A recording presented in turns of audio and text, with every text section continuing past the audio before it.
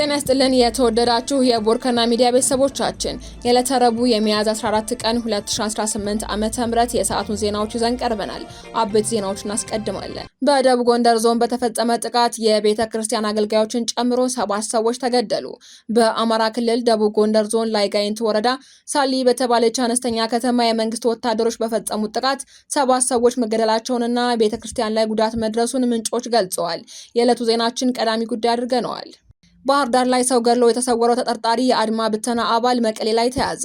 በባህር ዳር ከተማ መሐሌት ማሩ የተባለችን እንስት የአድማ ብተና አባል በሆነው ተጠርጣሪ ያምራል አለበል አለሙ ተደፍራና ተገላ መገኘቷ በብዙዎች ዘንድ ቁጣ መቀስቀሱ ይታወቃል። ተጨማሪ መረጃ አለን። በሚዛን አማን ከተማ በተገነባው አየር ማረፊያ ዙሪያ ያሉ ነዋሪዎች ልጆቻቸውን ይዘው ጎዳና ሊወጡ መሆኑን ተናገሩ። በ2014 ዓ.ም በሚዛን አማን ከተማ ለአየር ማረፊያ ግንባታ የቦታ ክለላ ሲደረግ ንብረታቸው ከሚነሳባቸው መካከል የተቆጠሩ ነዋሪዎች እስካሁን ድረስ በቦታ ተጨማሪ ንብረት እንዳናፈራ ያለውንም እንዳናነሳ ተከልክለን ቆይተናል በማለትም ለሚዲያችን ቅሬታቸውን አቅርበዋል። የዕለቱ ዜናችን አካል ነው። ኢትዮጵያ ውስጥ ያሉ የአክሲዮን ባለቤቶች ቁጥር ከግማሽ ሚሊዮን እንደማይበልጥ የኢትዮጵያ ካፒታል ገበያ ባለስልጣን ዋና ዳይሬክተር ሀና ተለኩ ገለጹ። ዋና ዳይሬክተሯ በንግግራቸው ወቅት እንደገለጹት በኢትዮጵያ ያለው የአክሲዮን ባለቤቶች ቁጥር ከሀገሪቱ የሕዝብ ብዛት አንጻር እጅግ ዝቅተኛ ነው ሲሉ ገልጸዋል። ተጨማሪውን ይዘናል። ዜናዎቻችንን በዝርዝር እናቀርባለን። በቅድሚያ በደቡብ ጎንደር ዞን በተፈጸመ ጥቃት የቤተ ክርስቲያን አገልጋዮችን ጨምሮ 7 ሰዎች ተገደሉ። በአማራ ክልል ደቡብ ጎንደር ዞን ላይ ጋይንት ወረዳ ባለፈው አርብ ሚያዝያ 9 ቀን 2018 ዓ.ም ሳሊ በተባለች አነስተኛ ከተማ የመንግስት ወታደሮች በፈጸሙት ጥቃት 7 ሰዎች መገደላቸውንና ቤተክርስቲያን ላይ ጉዳት መድረሱን ምንጮች ገለጹ። ምንጮቹ ሟቾቹ 2 የቤተክርስቲያን ዲያቆናት፣ 1 መርጌታ፣ የድጓ መምህር፣ የእንስሳት ሐኪምና 3 አርሶ አደሮች መሆናቸውንም ተናግረዋል። አገልጋዮቹ ቀድሰው ሲወጡ ቤተክርስቲያን ቅጥር ግቢ ውስጥ ሲገደሉ 3 ሰዎች በቤታቸውና 1 ሰው ደግሞ መንገድ ላይ መገደሉን መረጃዎች ይጠቁማሉ። ጥቃቱ የተፈጸመው በአካባቢው የምርጫ ካርድ ውሰዱ በሚል ህዝባዊ ጥሪ መቅረቡን ተከትሎ በአካባቢው በሚንቀሳቀሱ የፋኖ ኃይሎችና በመንግስት ኃይሎች መካከል ውጊያ ከተቀሰቀሰ በኋላ መሆኑን እማኞች ተናግረዋል። ጥቃቱ የተፈጸመው ሳሊ ከተማ ከወረዳው ዋና ከተማ ንፋስ መውጫ በ25 ኪሎ ሜትር ርቀት ላይ የምትገኝ አነስተኛ ከተማ ስትሆን በፋኖ ኃይሎች ቁጥጥር ስር እንደሆነችም ነዋሪዎቹ መናገራቸውን ቢቢሲ ዘግቧል።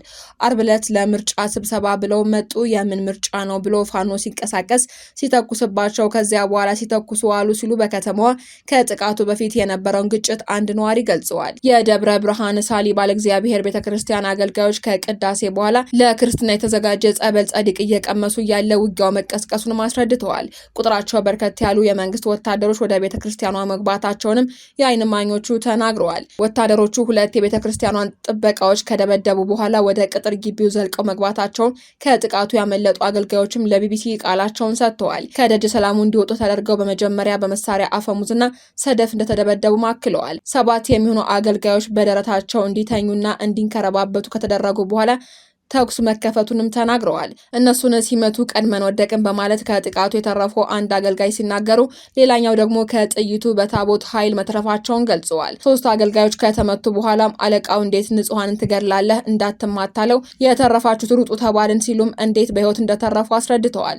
እንደሚሞቱ እርግጠኛ እንደነበሩ የተናገሩት እማኙ እርሳቸውና የቤተ ክርስቲያኗን አስተዳደር ጨምሮ 4 አገልጋዮች በደመ ነፍስ ሮጠው እንዳመለጡ እማኝነታቸውንም ሰጥተዋል። ከሟቾቹ መካከል ዲያቆን የሆነው የ21 ዓመት ልጃቸው እንደሚገኝበትም ለቢቢሲ የተናገሩት አንድ አባት ወድቆልሃል ድረስ ተባልኩኝ እየተፍጠመጠምኩ መጣው ሲሉ የልጃቸውን ሞት የተረዱበትን ቅጽበትም ተናግረዋል። ቤተክርስቲያን ደርሰው የልጃቸውንና የሌሎች አገልጋዮችን አስክሬን ሲመለከቱም መፈጠር ያስጠላል በማለት አገልጋዮቹ በተደጋጋሚ ጥይት እንደተደበደቡም ተናግረዋል።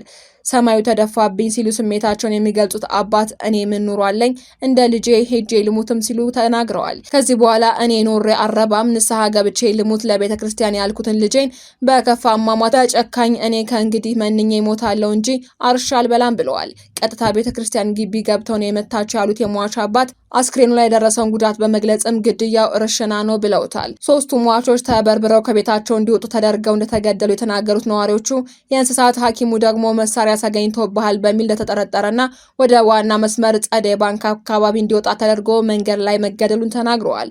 ሟቾች በእርሻና እንስሳት እርባታ ስራ የተሰማሩ ቤተሰብ አስተዳዳሪዎች እንደሆኑም ተናግረዋል። የመረጃ ምንጮች ግድያው ለምን እንደተፈጸመ እንደማያውቁና የመንግስት ኃይሎች ምን ቤተሰቡን ፈልገው ወደ ቤተክርስቲያን ቅጥር ግቢ እንደገቡም እንዳልተናገሩ ገልጸዋል። የሟቾች ስርዓተ ቀብር አስክሬኑ ላይ በደረሰ ጉዳት እንዲሁም በስጋት ምክንያት በምሽትና በጅምላ መፈጸሙን ማስረድተዋል። ተኩሱ በረድ ሲል በስጋጃ እየጠቀለልን ለቀብር ሰውነታቸው ፈራርሶ አስቸግሮን ነበር ሲሉም አራተኛ ልጃቸውን የቀበሩት አባት ተናግረዋል። መራር ሐዘን ደረሰብን ያሉት ከጥቂት የተረፉ አገልጋዮች ሟቾች በሁለት ጉድጓድ በጅምላ መቀበራቸውንም ለቢቢሲ ገልጸዋል። ማህበረሰቡ በጣም ሐዘን ላይ ነው። ህዝቡ በጣም እያለቀሰ ነው፣ እያማረረ ነው፣ ከአቅም በላይ ከፍቶታል ብለዋል። ግድያው በአካባቢው ከባድ ድንጋጤ መፍጠሩንም ነዋሪዎች ገልጸው ቤተክርስቲያኗ በመሳሪያ ተደብድባ ጉዳት እንደደረሰባት አገልጋዮች የተናገሩ ሲሆን የመቅደሱ ላይኛውም ቆርቆሮ በሙሉ ተመቷል፣ ግድግዳውም ተመቷል፣ ፈርሷል። በጣም ከባድ ጉዳት ነው የደረሰብን ብለዋል። ግድያውን ተከትሎ ቤተክርስቲያኒቷ መዘጋቷንም ሶስቱ ምንጮች ለቢቢሲ የተናገሩ ሲሆን በህይወት የተረፉት አገልጋዮችን በስጋት ምክንያት ወደ ቤተክርስቲያን አለመመለሳቸውን ተናግረዋል። ሰኞ ሚያዝያ 12 ቀን የቅዱስ ሚካኤል ወርሃዊ በዓል የሚዘክር መርሃ ግብር እንዳልተደረገና የተወሰኑ አገልጋዮችም ኪዳን ብቻ እንዳደረሱ ገልጸዋል። የዕለቱን አምልጫለሁ፣ የነገውን እንዴት ያደርገኝ ይሆን እያልኩኝ እየጸለይኩ ነው። ህብረተሰቡ ሞቶ ለመመለስ ስጋት ገብቶታል ሲሉ ያሉበት ሁኔታም ገልጸዋል። ባህር ዳር ላይ ሰው ገድሎ የተሰወረው ተጠርጣሪ የአድማ ብተና አባል መቀሌ ላይ ተያዘ። በባህር ዳር ከተማ ማህሌት ማሮ የተባለችን እንስት የአድማ ብተና አባል በሆነው ተጠርጣሪ ያምራል አለበል አለሙ ተደፍራና ተገላ ተገኘች የሚል መረጃ ሲሰራጭ ነበር። የግድያ ጥቃቱ የደረሰበት ሁኔታን በተመለከተ በስፍራው የወጣውና በማህበራዊ ሚዲያ የተሰራጨው አብዛኛው መረጃ ተጠርጣሪው እንስቷን ከምትሰራበት ሆቴል እየተስተናገደ አምሽቶ አስገድዶ ወደ ሌላ ሆቴል በመውሰድ ከደፈራት በኋላ ገደላት የሚል ነው። የወንጀል ድርጊቱ ብዙዎችን ያስቆጣ ነበር። የወንጀል ድርጊቱን በመፈጸም የተጠረጠረው ግለሰብ ድርጊቱን ፈጽሞ ከአካባቢው ተሰውሮ እንደነበር ተገልጿል። ምንም እንኳን የአማራ ክልል ፖሊስ ስለ ግድያው ዝርዝር መረጃ ይፋ ባያደርግም ህዝቡ ያለበትን እንዲጠቁም ጥሪ አቅርቦ ፍለጋ ሲያካሄድ ነበር። ዛሬ የአማራ ፖሊስ ይፋ ባደረገው መረጃ በነፍስ ግድያ ወንጀል ተጠርጥሮ ለመያዝ ክትትል ሲደረግ ቆይቶ በትግራይ ክልል መቀለ ከተማ ተሸሽጎ እንደሚገኝ በመረጋገጡ በተደረገ የተቀናጀ ስራ በቁጥጥር ስር ሊውል እንደቻለም የአማራ ፖሊስ ገልጿል። የአማራ ክልል ፖሊስ የትግራይ ክልል ፖሊስ ኮሚሽን ላበረከተው የላቀ አስተዋጽኦም ምስጋናውን አቅርቧል። ቦርከና አንድ የአማራ ክልል ፖሊስ አካልን ጠይቆ ምርመራ ላይ ስለሆኑ የሚገልጹት ምርመራ የሚሰሩ ናቸው ብለዋል። እስካሁን ባለው ክትትል ስለ እንስቱ አሟሟት የተገኘ መረጃ ካለ በድጋሚ እንደሚገልጹ ስንጠይቃቸውም ገና ምርመራ ላይ ያለ ጉዳይ ነው የሚል ምላሽ ሰጥተውናል። በሚዛን አማን ከተማ በተገነባው አየር ማረፊያ ዙሪያ ያሉ ነዋሪዎች ልጆቻቸውን ይዘው ጎዳና ሊወጡ መሆኑን ተናገሩ።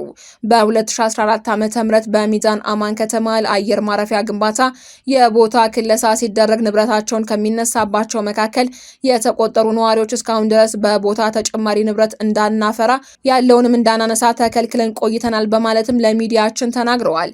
አንድ ስም አይጠቀስ ያሉ ነዋሪ 2018 ዓ.ም ላይ ሆነን 2014 ዓ.ም በተገመተው የንብረት ግምት የካሳ ክፍያ እንከፍላቸዋለን ይሉናል። ይህ ግምት የብር ዋጋ ከመጋሸቡ በፊት የነበረ ነው ብለዋል። ሚዲያችን የተመለከታቸው የሰነድ ማስረጃዎች እንደሚያመላክቱትም አንድ ቤት በግቢ ውስጥ ካለው አትክልት ጨምሮ ከ320 ሺህ እስከ 450 ሺህ ብር ተገምቷል። ሌላኛው ለሚዲያችን ቃላቸውን የሰጡት ነዋሪ እንደተናገሩትም ከሆነ ከዚያም ያነሰ የካሳ ክፍያ የተገመተላቸው አሉ። በ250 ሺህ ብር ምን እናደርጋለን? በዚህ ኑሮ ውድነት እንኳን ቤት ልንሰራበት ቀርቶ የአመት ኪራይ እንክፈል እንኳ ብንል አይበቃም ብለዋል። በተደጋጋሚ ቅሬታ ያቀረቡት ነዋሪዎቹ ተለዋጭ መሬት በማካካሻነት እንደሚሰጣቸው ቃል ተገብቶላቸው ነበር። ይሁንና የአየር ማረፊያው ማኮብኮቢያና መቆጣጠሪያ ክፍል ግንባታ ሲሰራ ከፊሎቹ ተነስተው ካሳ የተሰጣቸው ሲሆን የተቀሩት ግን ካሳው ምትክ ቦታውም ሳይሰጣቸው ባሉበት እንድትቆዩ የሚል ደብዳቤ ተሰጥቷቸው ቆይቷል። አሁን ግን በድንገት የካሳ ክፍያው ተሰጥቶን ባልተጠናቀቀበትና ምትክ መሬት የተባለው የቆሻሻ ማጠራቀሚያ የነበረ ስፍራ ቆሻሻው ሳይነሳ ጫካውም ሳይመነጠር በዚህ 7 ቀን ንብረታችሁን አንስታችሁ ወደ አዲሱ ቦታችሁ ሂዱ ተብለናል ይላሉ ነዋሪዎቹ። ለነዋሪዎች የሰጠው ምትክ ቦታ ማስታወቂያ ተለጥፎ የታየ ሲሆን አየር ማረፊያው ተመርቆ ስራ ሊጀምር ነው፣ በዚህ 7 ቀን ውስጥ ልቀቁ ተብለናል ሲሉም ነዋሪዎቹ ቅሬታቸውን አቅርበዋል። ሌላኛው ነዋሪ ሚዛን አማን የቤት ኪራይ አናገኝም፣ ብናገኝም እንኳ ውድ ነው፣ ልጆቻችን ይዘን የት እንድንገባ ነው በ7 ቀናት ውስጥ ልቀቁ የምንባለው ሲሉ ተናግረዋል። እስካሁን የካሳ ገንዘባችንም አልተሰጠንም፣ ልጆቻችንም ይዘን ወደ ጎዳና ልንወጣ ነው ሲሉም በምሬት ገልጸዋል። ኢትዮጵያ ውስጥ ያሉ የአክሲዮን ባለቤቶች ቁጥር ከግማሽ ሚሊዮን እንደማይበልጥ የኢትዮጵያ ካፒታል ገበያ ባለስልጣን ዋና ዳይሬክተር ሀና ተህለኩ ገለጹ። ዋና ዳይሬክተሯ ይህንን የገለጹት ፕራይም ካፒታል የተሰኘ ተቋም ስድስተኛው የኢንቨስትመንት ባንክ ሆኖ እንዲሰራ የስራ ፍቃድ በሰጡበት ወቅት ነው። ባለስልጣኑ እስካሁን ፍቃድ የሰጣቸው አጠቃላይ የካፒታል ገበያ አገልግሎት ሰጪዎች ቁጥር 17 መሆኑን ተገልጿል። ዳይሬክተሯ በንግግራቸው ወቅትም እንደገለጹት በኢትዮጵያ ያለው የአክሲዮን ባለቤቶች ቁጥር ከሀገሪቱ የህዝብ ብዛት አንጻር እጅግ ዝቅተኛ ነው ብለዋል።